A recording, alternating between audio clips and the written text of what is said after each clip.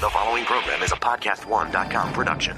From Hollywood, California, by way of the Broken Skull Ranch, this is the Steve Austin Show. Give me a hell yeah. Hell yeah. Now, here's Steve Austin. Ladies and gentlemen, I've known this young lady for a long-ass time. She's a 7-time WWE champion.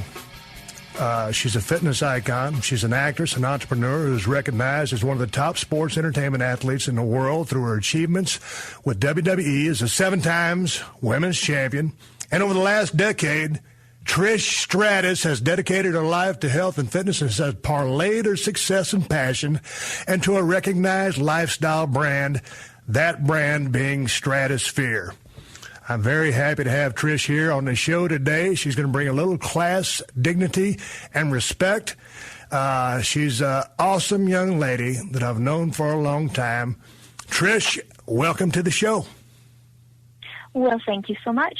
Thank you for having me.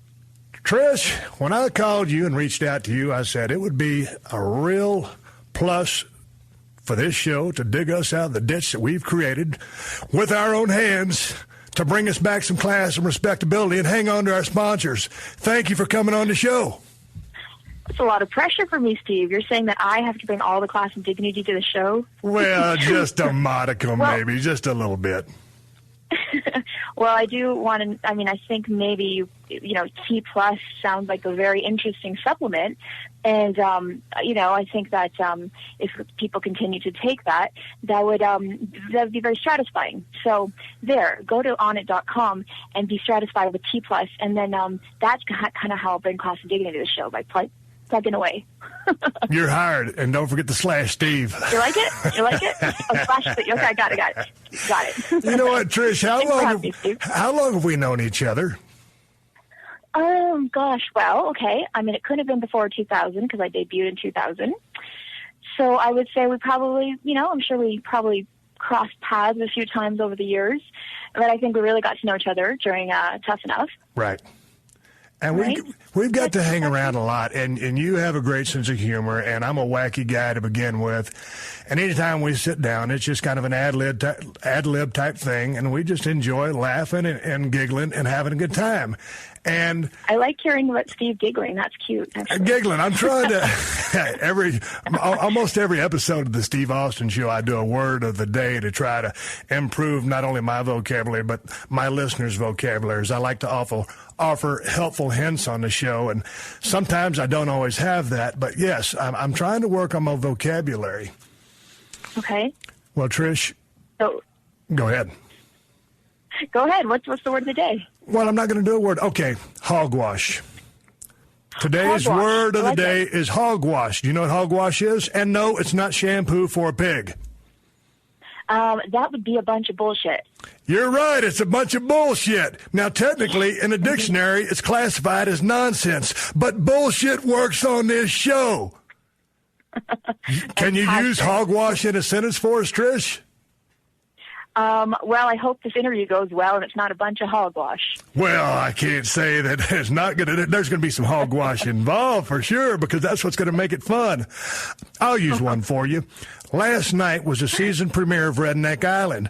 I watched the show all the way through, and when I noticed that my social media, Steve Austin BSR, was not plastered all over the screen, I thought it was complete hogwash. How's that for a shoot, Trish? Wow, that's a good one. You are good with the hogwash usage, I must say. Boy, I tell you what, I ain't afraid to call a spade on this show, or on any show for that matter. But you know what? Dare I say you are the king of hogwash. The king of hogwash. Here, you heard it right here, folks. It's Steve Austin. Will you be the queen of hogwash with me? That's the $1 million question. Sir, I am your queen of hogwash. Oh, God dang, I feel good now. And as a note, I've had a lot of complaints about me breathing too heavy into the microphone. I have deviated septums. My nose is all busted up.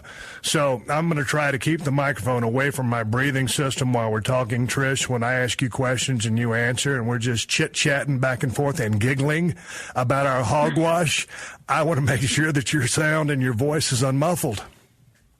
Well, thank you. And, we wouldn't want people to hear this back and think maybe you were being a little creepy. So I think that's a good idea. If there's one thing I can't stand is a creep on a show. Can't have that. We're not going to have that. No. You're too classy, Trish, and I'm too smart. And I'm married for the 4th time, so we're keeping it straight on the up and up. Hey, all right. Check it out. Let's talk about some stuff, because as long as I've known you, I was doing my research, reading up on you, and I started delving into your childhood. And you grew up in Richmond Hill, Ontario, correct? Correct, yes. Well, tell me, I know that you, as the diva, your wrestling persona, I mean, your wrestling acumen, your style in the ring, how ferocious of a competitor you were. You were very aggressive in the ring, seemingly not afraid of anything. What kind of kid were you growing up? Were you a nerd? Were you top of the class? Were you athletic? What were you? Well, you've actually named a couple of the traits that I had as a child. I would classify myself as a bit of a nerd, only because I was kind of a science geek. I like to explore. I was the kind of kid who asked for a microscope set for my birthday. So that was that was my background. I really liked science and whatnot. And I was just an athlete. I think that's a lot of, people say, how did you get into WWE and find it so easy, and how did you transition so easily? I think just being an athlete, I always played sports. I played competitive soccer growing up. And most importantly, I was a big tomboy. And I would say I'm a tomboy today as well. But, growing up, I had a couple of boy cousins, and I had this, it's kind of a weird thing to say, but as a little girl, I wanted to be a little boy. I wanted to be part of the boys. I wanted to play with the team, play with the guys on the teams. And so that was kind of just me growing up. I was a tomboy, loved sports, loved science. And, but then I think a lot of it translated pretty nicely for me once I got into the ring. So then, report card time comes. What kind of grades are you getting? Are you straight A's, a couple of B's here and there? Yeah, I'm a nerd alert. There's a nerd alert going on. Yeah, I was pretty much straight A's. I always, as a kid, I wanted to be a doctor. I dreamed about becoming a doctor since I was very little. And so kind of everything I did was geared towards, being a keener in school and making sure I got my volunteering in and I played varsity sports. You name the checklist of nerdism, I did it. Well, so yeah. But then I read you played soccer and field hockey. Were those your two favorite sports? Did you also play volleyball, basketball? What is in the Canadian curriculum for high school athletics? Well, all of that is in the curriculum. I chose soccer was my number one sport. Played that. I played till I was about 21 years old. Actually, I played rep level soccer for my town, and then when I went to university, I played for my field hockey team there. So really, and I was kind of known as a bit of the goon on the team. So I was kind of rough and tough. You were a goon? Yeah, a little bit. Yeah, a little bit. Oh, my God. My respect for you has grown even more than it was. You, a goon, and a good-looking goon at that? I just can't vision it. It's kind of like a good little secret weapon, the good-looking goon thing. Were you in there laying the smack down on your fellow field hockey players? It's funny because people laugh when I say field hockey, and I know it. Listen. No, let's talk field hockey. I'm a redneck. I'm from South Texas. When we're talking about field hockey, I know what you're talking about, but break that down for my listeners in the South. What does field hockey mean? Okay, well, field hockey, I don't know if maybe this was created, maybe someone's, idea of a joke, because, let me describe it. You have a bunch of girls wearing, for some reason, we are wearing pleated skirts, and we're running around on a field, and now the stick we use, if you picture a real hockey stick, you chop it in half. You got this itty-bitty stick with a little curve at the top, kind of like the Iron Sheik's shoe. Now, that I don't know who thought of that on paper and thought, this is going to be hilarious. We'll get a bunch of girls in skirts running around chasing this little ball. So it kind of looks funny, to be honest. But it's when it came down to it, I played at the varsity level for my university, and it was pretty brutal. There was sticks flying and balls and faces. Oh, well, balls and faces. Balls and faces sounds like my kind of deal. I need to sign up for the field hockey team here in Los Angeles. Steve, it was great. I enjoyed running around the field on my pleated skirt with balls and faces. What a sport, let me tell you.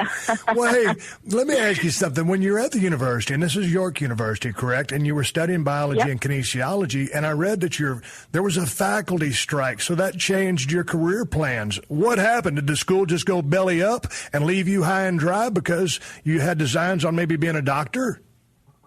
Yeah, pretty much. I mean, the school recovered. It didn't go belly up. It didn't go bankrupt or go away or anything. But the professors decided to strike, which was kind of an odd thing. So here I was, and I told you I was a bit of a nerd. So I had everything planned. I was going to go to school, I was going to graduate, and then I was going to go to med school, and then this was my plan in life, and I was doing the volunteer work, and everything was perfectly set. And then suddenly they went on strike, and it was like, uh-oh. And so as a science student, you kind of had to sort of, the art students went back and just wrote like essays and made up for it. But the science students, everything was hands-on. You had to do your lab work, etc. So there was no opportunity to really just do a quick kind of catch-up and try and get your, finish off everything. But I tell you, it's one of those things where, everything happens for a reason. And one door closes, another one opens. And that's how my whole fitness modeling career started. And let's talk about that next door opening up, because you were at a gym, and were you working out at the gym? Were you working at the gym when you were approached by some fitness models with Muscle Mag International? I'm so impressed at your research, first of all. Yes, Steve, that is exactly what happened. But you were working out. I mean, you were lifting weights. You dug the weight training as well as working there? So I actually thought it was a smart idea for me to get a job at a gym, because I was, being in that level of sports, playing varsity sports, we started to do weight training, and basically a lot of my training was at that point had been all sports specific. But this was the first time, the coaches were encouraging you to sort of train specifically for the sport and using the weight machines and getting in the gym and actually training that way. So I thought, well, wouldn't it be smart if I got a job and I will be the receptionist, but I'll be able to train for free? Well, check it out. That job. I didn't mean to cut you off. Go ahead. I didn't mean to cut you off. But you're working there. You're working as a receptionist. You're working out at the gym, and then you're approached by Muscle Mag International. And you end up signing a 2-year contract as a model. Now, had you ever had any plans or designs on even entering the modeling profession? No, it was one of those things. I'd been approached, at the mall, I'd been, approached to do the Miss Teen Canada pageant and things like that. But to me, when, I had a plan, it was like going to med school. So to me, modeling had nothing to do with my plan. So it was kind of like, oh, thanks for the offer. It's kind of neat, but it has nothing to do with what I'm doing right now. So I never really pursued it. And so I guess this time was kind of like one of those, you know what? I'm ready. Like, I'm kind of just sitting around, waiting around anyway. And and then I took advantage of the opportunity. And that was the first time I met Robert Kennedy. Now, he passed away about a year ago. Yeah, you might know him, I'm sure. Yeah. And he was amazing. He gave me my first opportunity, and basically he said to me, "Okay, I'm going to do a test shoot with you." We did a test shoot. It went really well. And he said, basically my first shoot I'd ever done, professionally. And he said, "I'm going to take you on a professional photo shoot, a real photo shoot, which was in South Beach, Miami." And he said, "Go ahead and eat, sleep, and train, and go ahead and get ready for it." And he gave me a trainer, and that's what I did. I mean, school was out of session, and that's all I did is ate, slept, and trained, got ready for this one opportunity, and that's how I secured my first contract. Yeah, but let's backtrack a little bit. You're at the gym, you're working there, you're a receptionist. Muscle Mag International comes up to you, offers you a modeling contract for 2 years. So obviously, and I know you and I've seen you, you're hot. And you can go to, you can Google any picture of Trish Stratus and see if she's hot, or go to her website, trishstratus.com. But if you're so hot, I got to ask about your dating habits when you were in high school. Every boy in high school had to have been chasing you. What was dating like for you in the high school years and through the college years?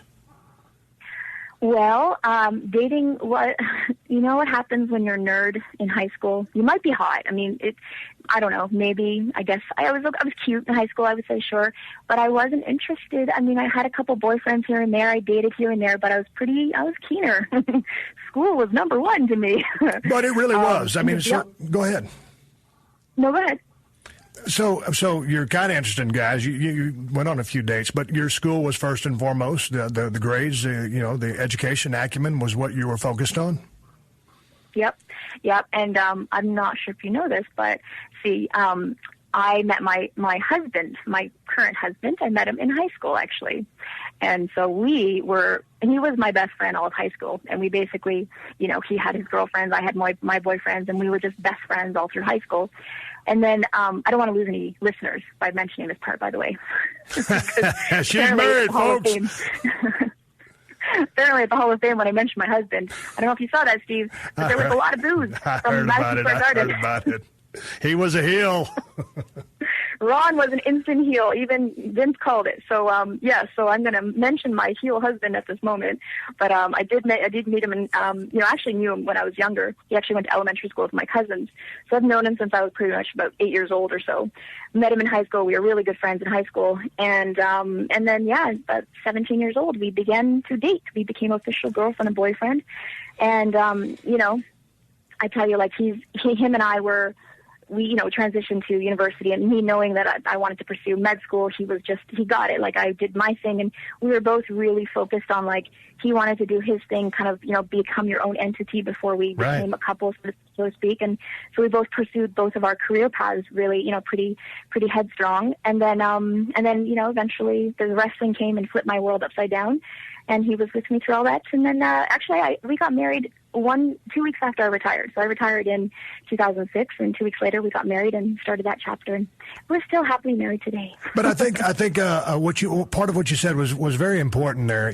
Two youngsters fall in love, and you were both very passionate about pursuing separate endeavors. And so many times when young people hook up today, it's all about, doing every single thing together. And it's okay to have, different interests and pursue things separately. You can still be a unit, and I think that makes the unit stronger when both individuals have something that they believe in and are aspiring to be, and don't put all your eggs in one basket and become codependent. Would you agree with that? Oh, yeah. 100%. And I say that all the time. I think that's what has kept us together for so long. I mean, I can't tell you how many girlfriends I have where, if the boys want to play Call of Duty online, or they want to go out to Vegas or do something like that, and the girl's like, well, what am I going to do? And that's not fair. And I'm like, cool, I'll do my thing over here. It's like, you got to have that. You got to have your own interests, have your own rule. I mean, it's one life, but you got to have your own life and be separate entities first and foremost. That just made us, he appreciated what I was pursuing. I appreciated what he was pursuing. And we just supported each other, through the way. I mean, listen, for med school, that's a long career to become a doctor. So he was cool supporting me, and I kept long hours at the library and doing my thing at school, and he was like, cool, whatever you got to do, kind of thing. And then that's why I think it transitioned so well, like, into wrestling. I mean, we were such good friends, and he got it. The first and foremost, I mean, we were like crazy wrestling fans too. So, before we used to go to wrestling events, and, so that was some sort of a passion that we both had. So going into the WWE, I mean, he just got it. He understood what the wrestling world was about, and what it was going to take for me to be successful in that world. So when you were growing up, I mean, you were a wrestling fan from the get-go, and Ron was as well? Mm-hmm. Yeah, he was, yeah. I mean, we had Maple Leaf Gardens here in Toronto, so it was, I don't know, there's something about the Toronto landscape. It's just a real big part of the Toronto culture here, being wrestling fans, and obviously with the big, promotions that were here back in the day. So it's always had a big presence here, and yeah, we certainly grew up watching it and going to Maple Leaf Gardens, and it was just part of our youth. And I guess that's how I grew up. I grew up with the cousins I mentioned earlier. Ron was friends with those guys, so that's how I grew up. Watching wrestling, playing wrestling, and going to wrestling and playing sports. So that was Tomboy Trish. Okay, so Tomboy Trish, and you're a big wrestling fan, and we're about to get into you getting into the business before you got into the WWE. How did that all happen? I read that you hooked up with a couple of guys who were doing a Toronto sports radio show called Live Audio Wrestling, and then it was, I guess you were noticed by WWE, and then they offered you a contract and then sent you to a training school. Break that down for me and tell me how that went down. Okay, well, let's just be clear when I say hooked up with a couple guys. Well, I digress. Sorry about that, Trish. When you're talking to a female, you got to shift the verbiage a little bit. Yes, ma'am. No, I did not hook up with guys in order to get into WWE. Let's just state that first and foremost. Yes, okay. Got duly noted. My bad. My faux pas. Duly noted. That's a bunch of hogwash. Hogwash Central here on the Steve Austin Show. We need like a bell to go off. Mo, can you put a bell whenever we say hogwash? That would be cool. And maybe some winners, we could do a prize, something. I think that would be good. Yeah, let me see what I can do here. Mo, grab a hogwash bell. Put that next on the things to do list. All right, so. But don't get a cowbell, though, because that would not work, You come on as the third host of Live Audio Wrestling with Big Daddy Donnie and Jeff Merrick. How did you meet these two individuals and get into the talking about wrestling? Well, I had sort of there's a turning point in my career where last week we spoke, I was doing the fitness modeling, and after the contract, it went really well. I secured a number of covers really quickly, and I was kind of, the fitness modeling world was a new industry, so Bob Kennedy put me on the cover and basically said, what Vince does, basically. This is Trish Stratus. She's the newest and hottest fitness model, and suddenly the world believed it, so it worked for me. So of course, I had to carry that ball, though. But I was on the cover of, Muscle Mag magazine a number of times, and so I would go on a show. It was called TSN's Off the Record, and what it was a bunch of sports athletes would come on the show and discuss current events in sports, etc. So I was kind of the popular guest on the show as like a chick because, oh wow, a chick knows sports. So I was on, as the go-to chick, right, for that segment. And they also knew that I was secretly a wrestling fan. So there was an event. And you were there, Steve, because I wore a Stone Cold Steve Austin T-shirt that night. But there was an evening where WWE was announcing that they would be prime time on TSN. So they had and I don't know if you recall, but Carl DeMarco, you remember Carl DeMarco from WWE Canada, right? So he was the president of WWE Canada, and he, whenever there was an event in Toronto, no matter what it was, he blew it up. It was huge. There was press conferences, and all the press had it. It was all over the newspapers, right? So because TSN was announcing that WWE would be part of their primetime programming, they had in front of the Sky Dome a live show where they had us as a panel, and I was one of the guests on the panel in front of a live wrestling crowd. Then that evening, I got to go to the show. So I was super excited. To be on the show was cool because there were fans there and they were hollering my name, and I was kind of tickled by that. I thought that's kind of cool. There was a moment where they had said, "Who's the hottest chick in wrestling?" And I said, Sable. And that's who I said at the time. Yeah. And then the fans were saying, "Trish, you are." And I just, if you watch the footage, I'm completely like, they said me. So anyway, that night they're like, "Oh, we'll get you tickets." So I go to the show that night. And I'm wearing my Stone Cold Steve Austin. It was a Hell Yeah T-shirt, actually. Good taste. And I was, I'm just supporting, And fans were coming up to me and saying, "Hey, when are you starting? I hear you're going to start wrestling soon." And I was like, "What?" And for some reason, after appearing on that show, there was an internet rumor that said Trish Stratus was spotted by Vince McMahon and expect her debut soon. So of course that was a bunch of hogwash. Right. So it was not true at all. And then, but it just, this is how the law happened for me, the radio show. They were like, they got in touch with me and they thought, "Oh, wow, it's so cool. WWE's got in touch with you. When are you starting? We'd love to break the story if you want to come on and talk about it." And I said, well, I've not been called by WWE. They have not contacted me. I have no idea where that rumor started, but I'd love to come on this wrestling show and talk about it. So I went on the show. And it was, a hit. Like, sometimes you mesh with people's personalities. Yeah. It went really well. And I kind of said to them, I'm like, well, they said, "Do you want me to come every, couple weeks, join us on air?" I said, "Can I come every week?" This is the Keener talking. "Can I come every week and talk about wrestling? That'd be awesome." So, this is like, this is like wrestling fans. Like, you get to go on air, you talk about wrestling. This show was on at like 1 a.m, but we didn't care. We thought it was super cool. And the show's it's on right now, and it does really well. It's a really good show still. So that's kind of how my, everything started. And it was during that time I was, I kind of like, well, there was so much hype about me possibly going to WWE, which was completely hogwash at the time. And what I did is I thought, well, let me prepare the best possible package. And I went out and I found the gym that Edge trained out of in Toronto, and I got myself trained. So I started training. And then finally, when they did call, was when I had some training under my background and was able to kind of, have my first meeting. You know what? I'm going to come back and talk to you. In a nutshell. What was that, Trish? In a nutshell. In a nutshell. All right, this is Steve Austin. I'm going to come back here in a second after I pay some bills. And I want to go into some details on training Trish Stratus as she embarks on a career in the squared circle right after I go to a break with Trish Stratus.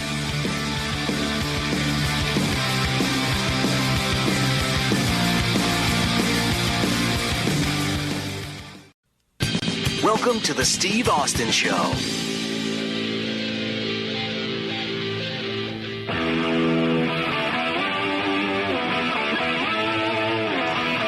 Oh, hell yeah. We're coming back. I'm talking to Trish Stratus, 7-time women's WWE champion. You can follow Trish on Twitter @TrishStratusCom, or you can check out her website, TrishStratus.com. Before I left the break, I started talking to Trish about her training, and I am so interested in talking to people about how they get started in the business of professional wrestling. Had Lance Storm on the show a couple of weeks back, and now Lance runs a hell of a Storm Wrestling Academy up there in Calgary. So, Trish, I've got to ask you, my first question, watching wrestling and appreciating it and loving it are one thing, but when you get in that ring and start bumping around, it's kind of a come to Jesus meeting. How did you feel when you first started taking bumps in your training? Well, yes, it was a bit of a come to Jesus moment for sure. But, I'll be honest, like I talk about this tomboy thing, but when I walked into the training facility for the first time, and that was with my trainer, Ron Hutchison, it was a place called Sully's Gym. And he said, well, just so you know, it's going to be all guys, though. You're going to be training with guys. Are you okay with that? And I was like, totally, it's cool. And I mean, it was all guys, and of course they all tried to take it easy on me, but I insisted that they didn't. And but yeah, I mean, you definitely have that feeling. But like I said, growing up as a tomboy, I would think there's something about, and I think something about watching wrestling. When you're a kid, how many body slams did you throw before you actually learned to throw one properly? Right. So, I mean, I think I went into the ring kind of like understanding the psychology of wrestling and understanding what to expect, and I didn't think it'd be an easy ride for sure. So I think going in there, like, knowing this is not going to be easy definitely helped. And, I mean, yeah, I picked up on it pretty quickly. I think my athletic background obviously helped, and great trainers. And I think when the guys, got over me being a girl, if that makes sense, it was cool. I mean, they treated me like a guy, and I mean, it was just I was taking the bumps like the guys did, and we were having matches, and it went really good. And my training went, right up until it was funny. We were it was a neat conversation because I had met Michael Hayes I was doing a television show, and I met Michael Hayes, and he said, he goes, "You're the Trish Stratus, you're the fitness model that I've been hearing about you." But of course, at that point, I hadn't talked to anybody. So he had said, "Send your stuff to WWE, and I'm gonna make sure it lands in the right place." So I sent my stuff, and I had talked to Terry Taylor at one point, and you remember he was sort of heading up the talent relations at the time. Back in the day, and he said, yeah, like, it looks good, I'll be in touch with you. And I didn't hear anything for like months and months and months. And so it was during that time I was wrestling, and I would say, did you get the call? Did you get a call? Any word? And I was like, no, no one's called me, and what had happened was, do you remember at that point where there was all these, WCW people went over to WWE people went off to WCW at the time. The big migration. Taylor, bunch of them. Yeah. So, that was like, 99, I guess. So everyone had gone over there. But what Terry told me he did, he said, I got to let you know, he goes, I took he finally got in touch with me. He said, I'm really sorry about the delay. It's been months, I know. But he goes, there's just all this stuff happening. And basically, you'll hear it soon, but there's going to be a bit of a change happening. He said, but I want you to know I'm leaving WWE. I was WWF at the time. And he said, but I left your document on Jim Ross's desk. And I said, if you don't want her, let me know, because we'll take her. So that was what had been happening in the background while I was learning to train and wrestle. And then that's when Jim Ross finally gave me a call, and I flew to Connecticut. And I know JR was definitely happy to hear that I had some training going, because he kind of, he said, well, the little lady, let me tell you, he goes, it's not an easy sport for a female. It could be physical at times. And I told him about my background in the sports, and I told him, well, actually, I've been training for about 6 months now, and so I think that gave me a little check mark on my list there. And yeah, that was how it all. But let's talk about Jim Ross a little bit, because when you're a newcomer in the business, and certainly green as grass, as we all are at some time, and you were, and here you have Jim Ross, and you being a wrestling fan, know of his credentials and his announcing, and just his foresight and his hindsight and his experience. When he gives you the little lady routine, and it's going to be tough and all that, what are you thinking? Are you intimidating? Are you motivated just more because it's going to be challenging? What was your feeling in talking with him? Was he trying to just, hey, this is a heads up, or was he trying to kind of put you off a little bit? I think probably testing me to see what my reaction would be, Right. And honestly, to be honest, I appreciate what a lot of guys did for me. I mean, everyone from Carl DeMarco to Jim Ross, everyone is very straight up about it. Like, this is not an easy life. And just so you know, it's not going to be, not only is it physically, it is tough. right? But on top of that, if this happens and you go on the road, you can expect this. And it was like, it really laid it out for me. And I think that helped me to go, yeah, you know what? I'm definitely, this is what I want to do. I'm willing to sacrifice all that in order to pursue this. And I mean, I think that was great that he was upfront for me, because it helped me prepare my mind to go into the business. Well, you fed right into my next question. I was wanting to ask you about, you didn't come from the Bush Leagues. You really came straight out of wrestling school into the World Wrestling Federation. This is the number one promotion in the world. This is the big leagues. This is where everybody who's in the business wants to go. This is your first gig. So you walk in the doors. You're a beautiful young lady. You're in the locker room. What are you thinking? What are you feeling? I mean, you're looking around and you're already at the big time. What did this do for you inside your head? Oh, it was crazy. I mean, I knew that I was blessed with this opportunity, and I knew that, the route that I had gotten was, basically the easy route. Like, I know that I had skipped to the front of the line on this one, and to see, this is probably what didn't make my entrance that easy was, I guess they started at this point now starting to coin the term divas. Right. So they, were excited. They had this fitness model who had, I think at that point, I probably had maybe, 10 covers or something that I'd done. So they knew me from my bikini world, from my modeling world, and that was kind of like, this is what she does, right? So they were excited to invite me to their first photo shoot. So while they were sorting out the details with, I live in Canada, so obviously there was some visa things I had to sort out, and it was kind of like, I had signed my contract in '99, so I signed my contract and it was kind of like, okay, sit at home and we'll let you know when, when it's time to bring you up. And so they're sorting out the visa conflict. In the meantime, they called and they said, oh, well, actually, you don't have to go to the U.S., but we can fly you to Dominican Republic, and we're going to have our first diva shoot. So you'll meet all the girls there. It'll be great. And on paper, it sounds nice. You'll meet all the girls, and it'll be nice. You guys can bond, and you'll, eventually be working together. But, Come on, Trish. You couldn't have bonded. The girls have their claws out in this business and in general. Anyway, yes, no, everybody wants to get along in the business, but it's kick, scratch, and claw to the top. Nice to the face is also, when you turn around, you might get a knife in your back. That had to be competitive as hell and nerve-wracking. Oh, completely. I mean, as nice as it sounded, it's going to be great for you guys to bond. I was like, yeah, I'm going to go in and be like, who's this chick? So, to be honest, it was a little, hi, meeting you for the first time. I'm the new chick, and I'm going to be shooting for one of your diva covers already. Jumped at the front of the line or what? Like, not, it wasn't good, and I tried to be as humble as possible. And I was in awe, too, because, of course, wrestling. I've been watching Ivory. I've been watching Tori. I've been watching all these girls. When I say Tori, I mean Tori Puck, and the cat. And, just seeing all these girls, it was like, I was in awe. I was like, wow. And I was, definitely trying to be as humble as possible and excuse me for the circumstances that I got here under. I appreciate that it's weird. I'm very lucky. But it turned out well. Everything was great. The girls were great. They welcomed me actually, who knows, to my face, everyone was great. I'm sure they're like, where is this? They knew that once we got back to, the real world or into the WWE world, she might be fine and dandy on the beach. And to be honest, I think they appreciated that I came from the modeling background. So at least I was here doing my thing, which I knew how to do. So that was kind of cool. And I know Ivory kind of was like, she's an expert. Look at her pointing the toes and all that cute stuff. So it worked out. And it was a good way to kind of meet some of the girls and really get closer to them. And I think they did appreciate the fact that I, didn't just show up like, hey, I'm here to do this bikini shoot with you guys. They knew that I was like, yeah, cool, we're doing this bikini shoot. But, I was also like, came with a bunch of bruises as well. Cause I was like, they're like, oh, what's that? Oh, that's cause I'm training. So they appreciated the fact that I was actually training back in Toronto too. I wasn't this girl who was just coming to wear a bikini basically, And, coming with, like to your point, like you said, you were humble and you'd been training. It wasn't like you were just some prima donna who came off the catwalk and you saw wrestling and knew you could be a big star. You had an appreciation of it from the get-go. You were a fan, and here you were.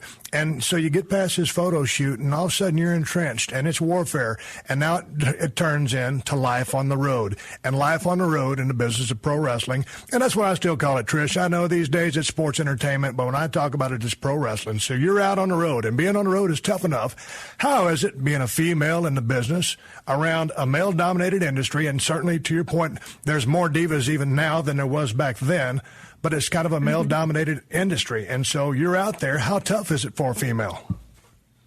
Oh, it's really tough. I mean, you're trying to, you want to stand out from the crowd. You want to show that you're one of the boys, but yet, and I think like one thing that I think people found by getting to know me, that I was kind of one of the boys. And so I wasn't, just a girly girl kind of there to, like you said, just kind of go and walk the catwalk and do the bikini stuff. And, they appreciate I was there to wrestle. And that was what my main thing was when I entered the business, was like, I want to become a wrestler. So, but no, it was hard. I mean, I was 24 years old. I couldn't even rent a car at the time. So I was, hopping rides and trying to figure things out. And I remember, like, Ivory said to me, the first thing you need is get a big map book and just a coiled map book, and that's what you need. I mean, there was no, I look now, there was no check your iPhone on how to get there, GPS, none of that business, obviously. It was a different day and age. It was pay phones, and you didn't just Google something or look something up on your iPhone. You stopped and asked directions. Most of the guys wouldn't do that, and they'd drive around for hours and hours being lost rather than buy a damn map, but it was a different day and age. See, the Keener I bought the map. See that? Well, that's the brainiac in you, the nerd part of it. Hey, so let's talk about it. You're hanging around with some pretty salty veterans. I mean, Ivy has been around, and she was a great in-ring performer and a really nice young lady, and up to speed on life, because she'd been there, done that for a pretty good while. So with you using your nerdisms or your smarts coming from your educational background, you kind of pick things up very quickly. You said you kind of breezed through training. So how was your grasp on psychology in the ring? I notice anytime I read anything about you, I know you had a pretty good relationship with Fit Finlay, as he worked a lot with the Divas and is one of my favorite wrestlers of all time. How instrumental was he in your career? And again, it's kind of a two-pronged question. How was your relationship working with Fit, and how quickly did you pick up the psychological aspects of the business? I think with the psychological side of things, and I truly believe this to this day, and we saw it in Tough Enough, Steve, that we saw this. It was like either you got it and you get it, or you don't, period. I mean, we can teach you and we can guide you along, but you have to be able to, like, watch a match and be able to dissect it and understand what story is being told here, and, understand the psychology behind it. And that's just something that's, part of your mindset. You just get it or you don't, or you think it's a bunch of steps that you're going to try and pull off in order to make this move. So I think, I certainly just had it in me. And I think, with the work I did at Sully's gym, he was really great about really focusing on the psychology side of things. He wanted us to understand why these matches were being put like this, and he'd challenge us, okay, put the match together, and he'd want to know why, like, explain this to me, like, and he would make us actually, before we told the story physically, tell me the story, tell me what you're going for, like, encompass the story for me. So he was really, Ron Hutchinson was great that way. He really, I think that helped to bring it out, because I think I knew it inside by watching from so many years and appreciating the storytelling side of things, wrestling from so many years, and then Ron bringing that out of me during my training before I got in. And then, honestly, I was just blessed to be, once I started working with Fit, he and he is honestly, like, I would say, one of my best friends in wrestling for sure. I mean, we were like frickin' frack. We had the same thought process, and people would laugh. We had we'd go, we should do that, and we'd say the same move at the same time, and he appreciated my enthusiasm in the beginning. It was just like, I want to try this, and I want to do this, and and you mentioned Lance earlier. Lance was really instrumental in my development as well. Every week we would get in the ring every single day. That we were on the road from the house shows right to the Raw events. We were in the ring, and Lance was awesome about getting in the ring with me, and like Fit would get us to do stuff. And it was great. I was watching Mortal Kombat, and I saw Sonya do this move, and we kind of, it's not going to work, Trish, but we can make it work like this. And that's kind of how Stratosphere actually was created, that first move in the corner that I do.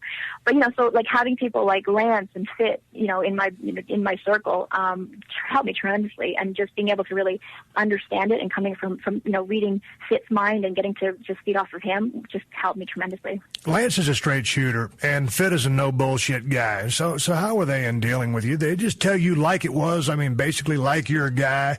Were they trying to sugarcoat things? Or they just, giving you the straight up mechanics? Because one of the things about Fit's style in the ring, he had a real mean streak. He was a real ring general. He was just outstanding in execution. So I can only imagine that in training or in instruction, he's just very efficient and straightforward, and it's easy to soak up. Whereas if you might be a little bit towards a prima donna state, might not appreciate what he's telling you or absorb what he's telling you. Yeah, and I think that was sort of his thing, where he was going to be fit. Fit was going to be fit, and if you could handle fit, then you're in his books, kind of thing. He was very straight up with me, and his number one line to all the girls was, "Hey, this ain't ballet," Right. And of course, that became my favorite line afterwards, to these girls who came in afterwards and stuff. But it just, he treated me like he would treat a guy in the ring, and that's what that's even from Sully's gym. That's what I wanted, and I think when he saw that I was accepted that and responded well to that, then I won his heart that way. Trish, when I watched you, when you worked heel or babyface, you were outstanding at both. You really, whether it's your charisma, your looks, your presence, from the babyface standpoint, or to my fans who have just started listening to the show, portraying a good guy or good girl, as it is, versus a heel. I loved you as a heel. It looked like you were having a blast as a heel, and heels always have to have fun, but they seem to have fun doing bad things. Which did you prefer? Oh, yeah, being a heel, for sure. I mean, babyface, I was really lucky the way I think my career path went. I got to explore being a babyface because, I was I was the underdog, right? I was this girl who I think this chick can wrestle. She's the newer girl. We haven't really seen her in the ring, but I hear she's got a wrestling background. And I was lucky to be able to develop in front of the audience's eyes. Like, they saw me trip and fall. They saw me get up and try again. The classic underdog story. And so they were with me that whole way, which is why I feel I have this bond with the audience that they kind of, okay, come on, she can do that. And like, oh, she's doing better. And they could see that I was like, I need to get better at this. I got to get better. And they saw that drive I've had every week. So I think, being a babyface under those terms, it really worked for me. And it made me, become who I was, let me reach that point, as a new person in the ring, you have to get comfortable. I mean, I always say to people, you can learn to wrestle all day long, but it's a whole another game once you enter the WWE ring and try to wrestle and have a sports entertainment match, so to speak, right? So you're learning not only like, I have moves, but now you need to learn to communicate with the audience and learn to translate what these moves mean, etc. So, I was like, to be a babyface for all those years in the beginning was perfect once I got into the ring. And then, even becoming heel, that was, it was a fluke. It was literally like a last minute call by Vince. We were doing the storyline with Jericho and I and Christian. It was like that love triangle we were doing. Remember? And, I was supposed to, the closure of the storyline was supposed to be, like Christian was coming between me and Jericho. And the closure of the storyline was like Trish, Stratus, and Jericho were finally going to get together at WrestleMania. And actually we had plans to go on and become this quirky babyface couple that really, there hadn't really been a duo like us, kind of like we thought we'd be kind of quirky, and there really wasn't a duo like that. So we thought that'd be a lot of fun, and we were really looking forward to it. We were calling ourselves Trishtofer, and, it was going to be some good stuff. And last minute, of course, Vince goes, got an idea. Like I'm talking about it, WrestleMania. The old Vince, I got an idea story. Go ahead, tell me that idea real quick. What happened? Yeah, so right there and then and there, like instead of me leaving with Jericho, it was like, how about you slap the piss out of Jericho's mouth and then you leave with Christian and then you kiss him at the stage. And I was like, oh, well, that's different.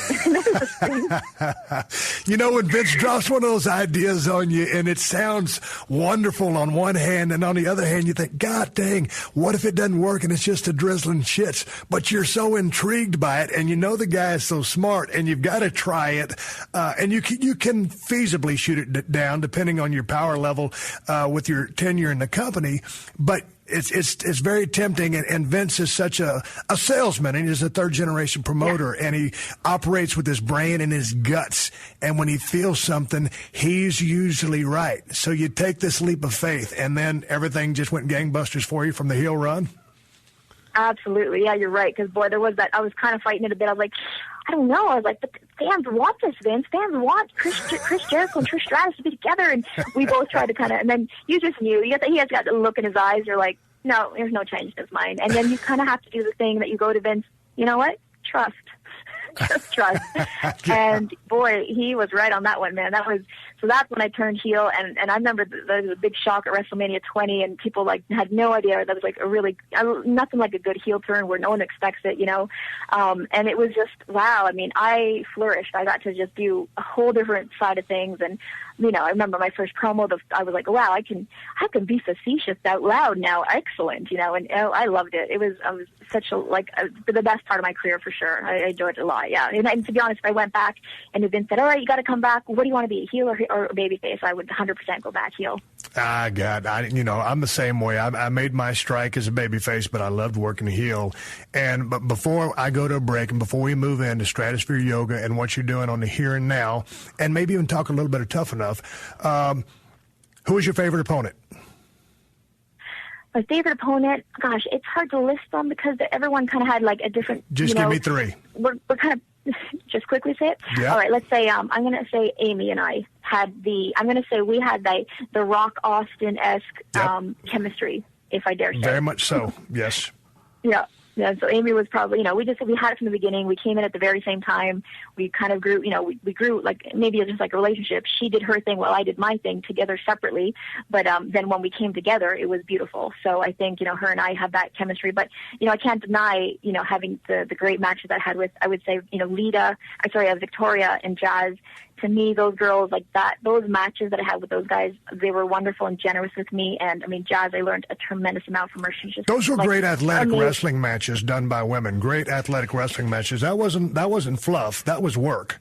And I enjoyed watching those matches. And with your career, you had a very physical style in the ring. You weren't afraid of anything. From an injury standpoint, how are you feeling now?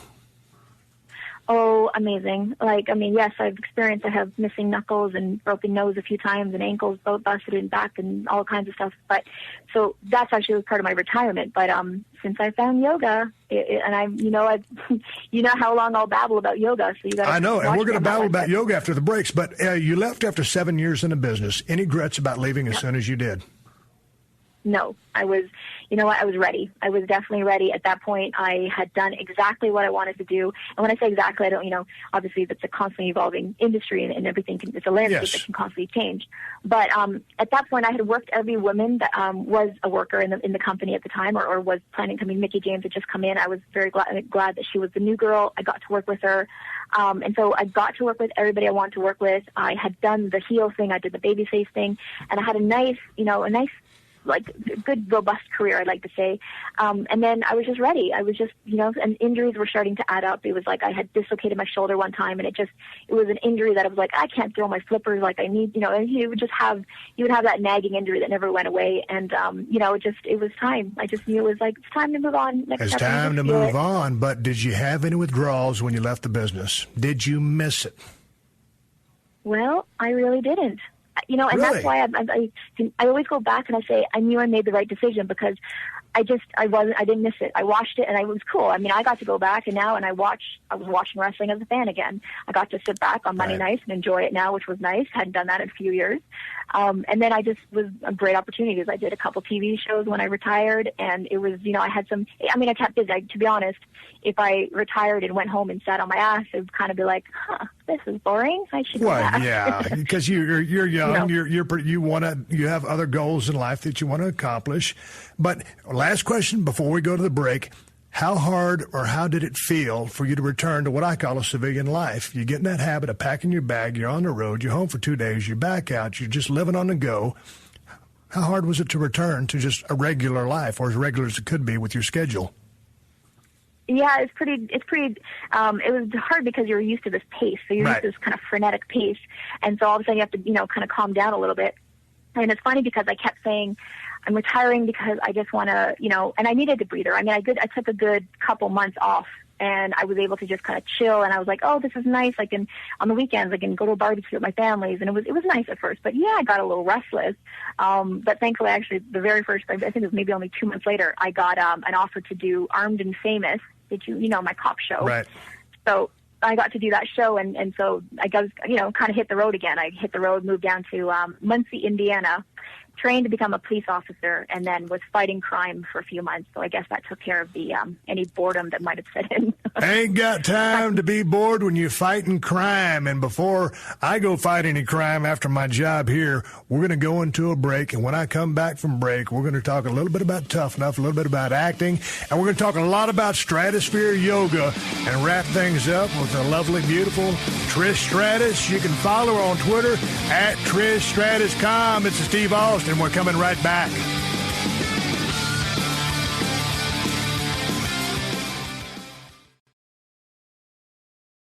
Welcome to the Steve Austin Show.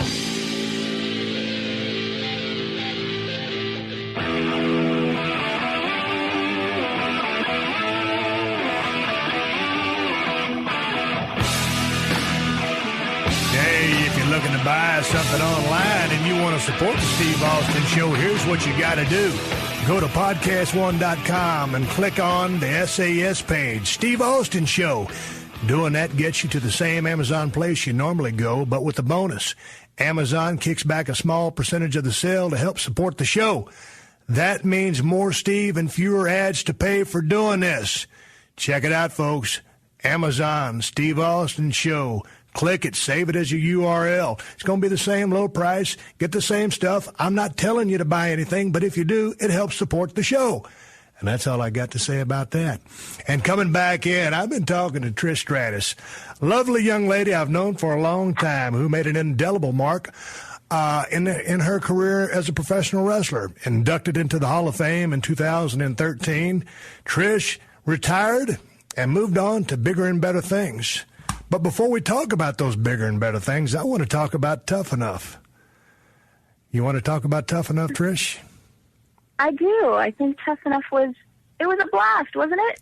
Well, what do we say about Tough Enough? First of all, Tough Enough was a reality show on the USA Network where I was the host of the show, and I had 3 trainers working the show.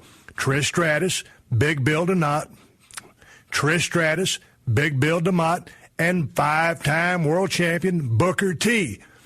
It was a place in Simi Valley, California, where professional wrestling hopefuls will go and be trained by 3 of the greatest professional wrestlers in the history of the ring, hosted by myself, and a chance at stardom and a chance at a 1-year contract with WWE.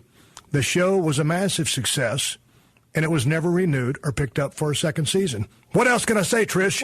I had a blast working with you. We got to hang out and laugh all day. Yeah, we giggled. We giggled like schoolgirls. We giggled. The fact that USA didn't pick that show up was hogwash. There you go. Really, it's really mind-boggling what happened. I mean, it was so successful.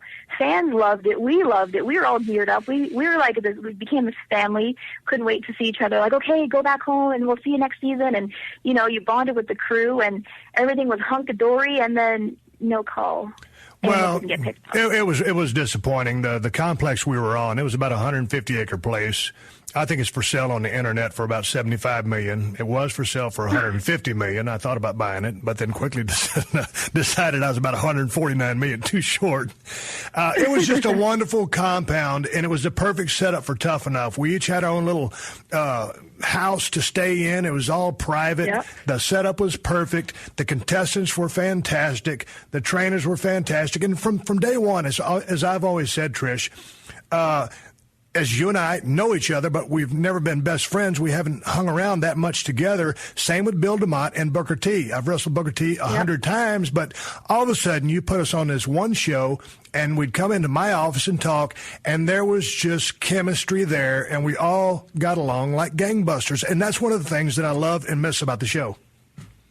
Yeah. Oh, and it's funny because I think even fans, watching us and knowing, hey, I know these guys all from wrestling, but never seeing us all together. And I think that was a really cool part. Was the office scene was always the best. It was, having the 4 of us in there and seeing us kind of collaborate, and that was definitely cool. And yeah, I mean, it was neat. It was so sad that it didn't work out. I mean, it was a great show, and I mean, mind you, I don't know if like the success of our winner, that didn't work out for him necessarily, did it? No, not so much. I think he had some. I think he had some issues. There was a test he failed or whatever. I know that Big Andy's over in Puerto Rico now plying his trade. I know young Luke, who kind of finished in second place, is training people in Maine, and he's doing very well for himself. AJ's still beating around. I follow him on Twitter. As Martin, who had the ankle problem, who had a real good chance of winning. He's still on the Indy circuit. I know Evilise is still out there. I still think that young lady has a lot of potential. What were your thoughts on her?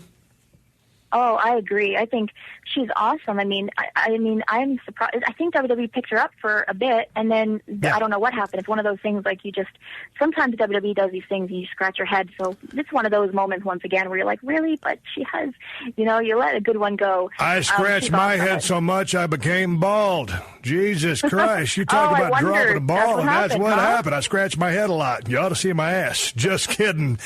Hey, you know what? I just wanted to cover Tough Enough a little bit. I want to have you back on the show, and we can talk about what I'd love to do is get Booker T and Bill DeMott on here, and we can have a little bit of a reunion and hash everything out over an hour. But I want to talk to you. Oh, yeah. I want to talk to you about what you have going on. And let's talk about Stratosphere Yoga. You started this brand. It's I've read that it's sweeping all across Canada. I guess you're going to make headways into the United States of America as well. But how did all this come about? Was this your game plan and your vision from way back, or something that you thought of once you left the business of professional wrestling? Well, it was pretty organic actually, because I discovered. Well, I talk about the injuries, of course, in wrestling, but one of the biggest injuries I had that put my career on the shelf was the herniated disc in my back, which was, the doctor said go and have surgery and come back, and I heard about all the back surgeries that everyone else had, and I just thought, well, gosh, if I could not do the surgery, that'd be great, and that's how I found yoga. So I stumbled into yoga, and that's what totally reversed the damage that I had. I had an L4-5, the disc there. And yoga just, I don't know, it transformed my life. I mean, it was something that and it's funny because I get a little preachy when I talk about it, but it just completely, it changed my life. I did it. It recovered, helped me recover, get back in the ring. I was a better athlete than I was before, better recovery time. I was more agile. I was doing moves like, I don't know if you've seen my little Matrix move, or I was doing these moves that my I love that move. Agile and, the Matrix move. I love it. Yeah, thank you. So it was one of these things that just, it helped me be a better performer eventually when I went back. And so when I retired, I just, I didn't really know exactly where I wanted to land. Like I said, I kind of left there thinking I just wanted to kind of stop and smell the roses for a little bit.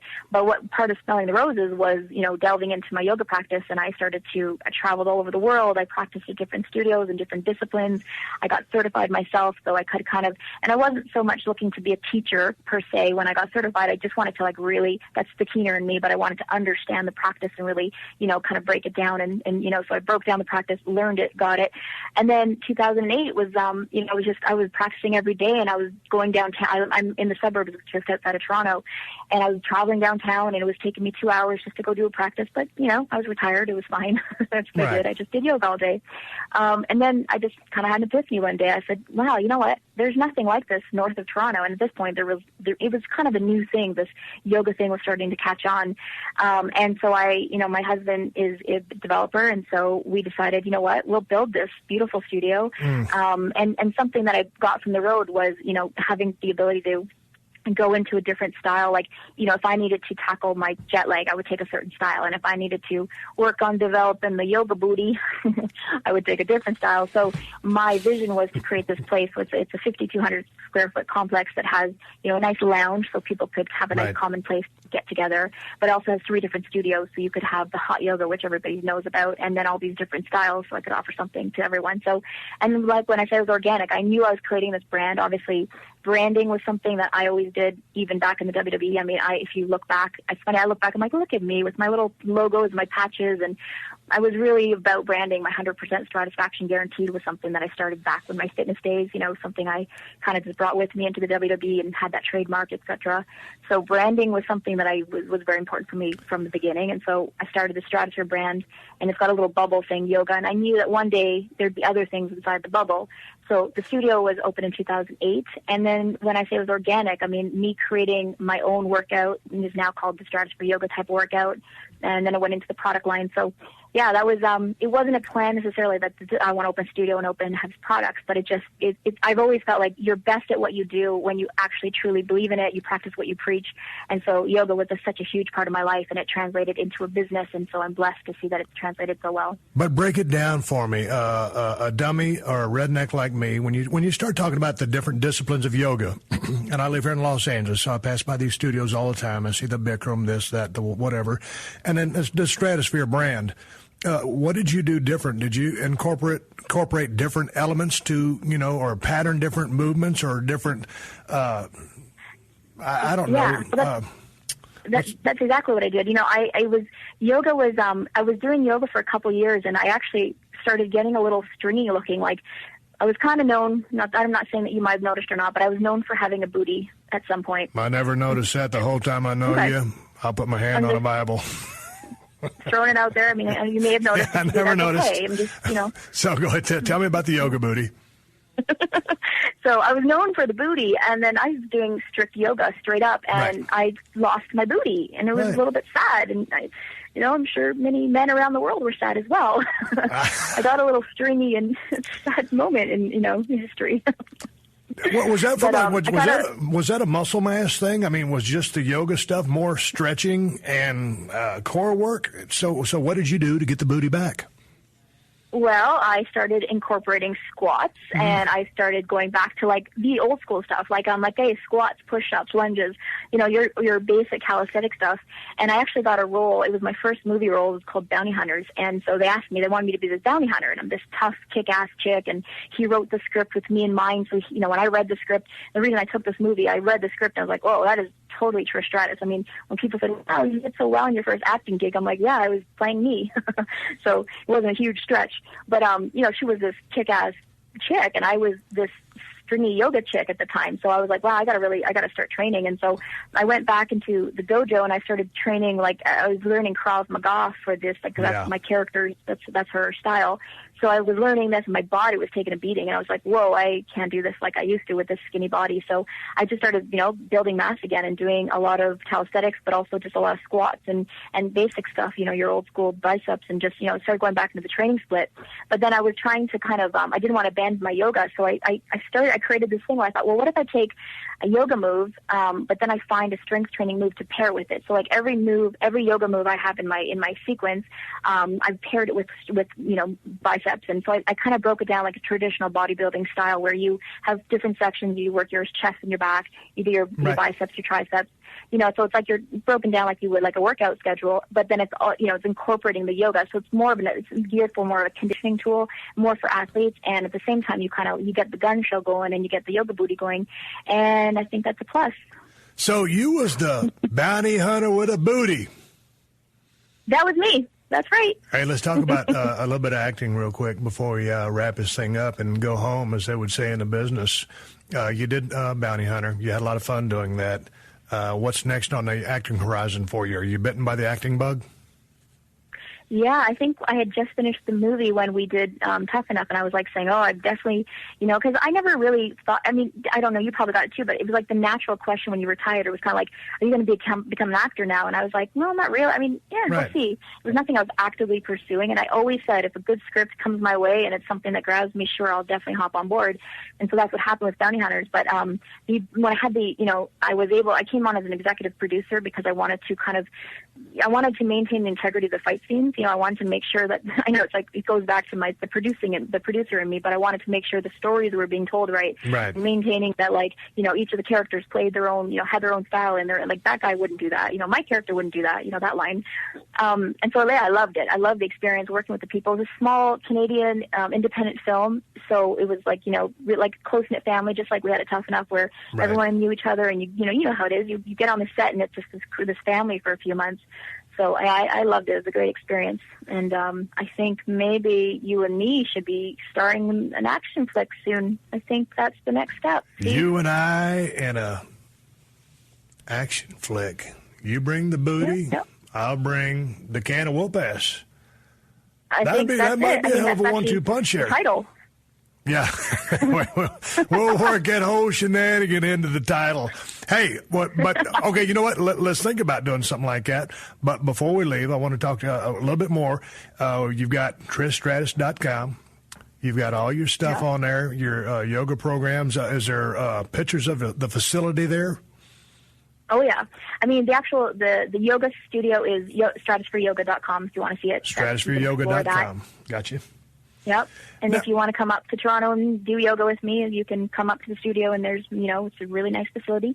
But in the meantime, if you would like, you talked about it sweeping the nation in Canada, but I guess it was about a couple years ago, I released it to the States, and now it's worldwide. So we ship worldwide, and so you can get all the products there. And actually, WWE Shop now carries my product as well. So they have my kits, they have the DVDs, they got these invention called the Fit Gloves, which I think I made you wear them a couple times. Those gloves that had the 1 pound grip on them. Remember we did a little yoga, Steve? A little bit? Very little, very little. Hey, you got any more fitness DVDs coming up? I know you got a couple of fitness DVDs, and you announced that you were pregnant sometime back. Didn't you make that announcement when you were at the Hall of Fame? I sure did. I had to find some recovery out of that heel booing that was happening at Madison Square Garden. So when's your next fitness DVD project? Well, I would say it would probably be after I pop out the baby. So the baby is due in September, which is exciting. Yeah. So in the meantime, I'm just sitting here brewing a baby. And, baby. Are you ready to be a mother? Yeah, I am. I am ready. It was one of those things where, listen, I've heard you're never ready. It's going to be one of these new challenges that, you're going to embrace, and it's something where I've never experienced before. But I'm ready. You know how just like with my retirement, I was just like, there's just something, you feel it. You're in that spot in life. You're like, I'm ready for this. So we're really excited, and I'm excited about this next chapter. Did you already go get a crib and paint the room, and you're thinking about names? Are you that far along yet? I am 6 months already, so I'm like really far along, and I should be doing that stuff. I haven't yet, but I think you go into your third trimester, and I think that's the time you start kind of getting into that nesting stage. So I have a little of an interior design thing that I like to do, so that's my next step. Are you good at that? Your husband builds. Are you a good interior decorator? Well, yeah, I've been really lucky that we've built a number of homes, and I usually he kind of puts up the walls and I decorate them. So I do the interior most of the time, and I love it. It's like a sort of a hobby of mine, interior design. So I enjoy it, and I can't wait to make a little nursery. Hey, check this out. As a wife and fix to be a mother, do you cook? Can you cook? I always want to say it as I don't necessarily cook, but I prepare meals. Does that make sense? I guess. Cooking to me... Is that a cop-out because you can't cook? I can cook stuff, but Trish, I got you, You didn't would not I? marry me. You would not marry me for my cooking. I got you. Put it that way. I got you. Oh, yeah. But I can make you... I can feed you. I can feed you, though.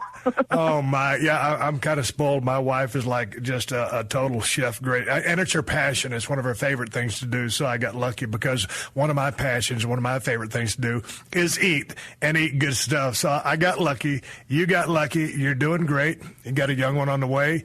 You're happily married. You're inducted into the WWE Hall of Fame recently, 2013. You had a wonderful career. You've got the brand of Stratosphere Yoga going strong. Everything's going good for you. You can follow Trish at TrishStratus.com. You can check her out on her website, TrishStratus.com.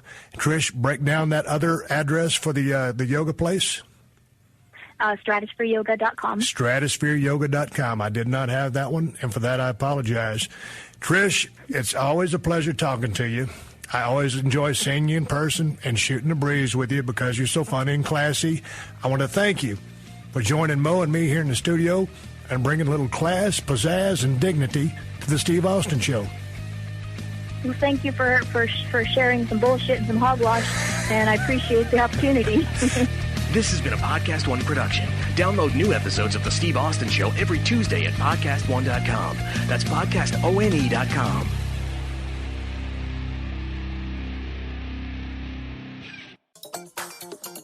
I love reality TV on Pluto TV. Same, and I love that it's free.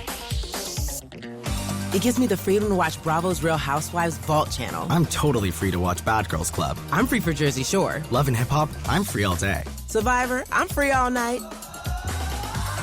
With hundreds of free reality shows, you are totally free to watch what you love on Pluto TV. Pluto TV. Stream now, pay never. Pure exploitation, ineptly made, and completely repulsive. Hi, I'm Bobcat Goldthwait. And I'm Sean McKittrick. And 0 Stars is our podcast where we look at our bad reviews and... the bad reviews of anybody who will join us here. Michael McKean, Eddie Wong. Welcome, Eli. Feels like a film that's shown up to the party over a decade after it ended. Listen to, follow, rate, and review 0 Stars now. Do my bidding. And you can do that wherever you get your podcast.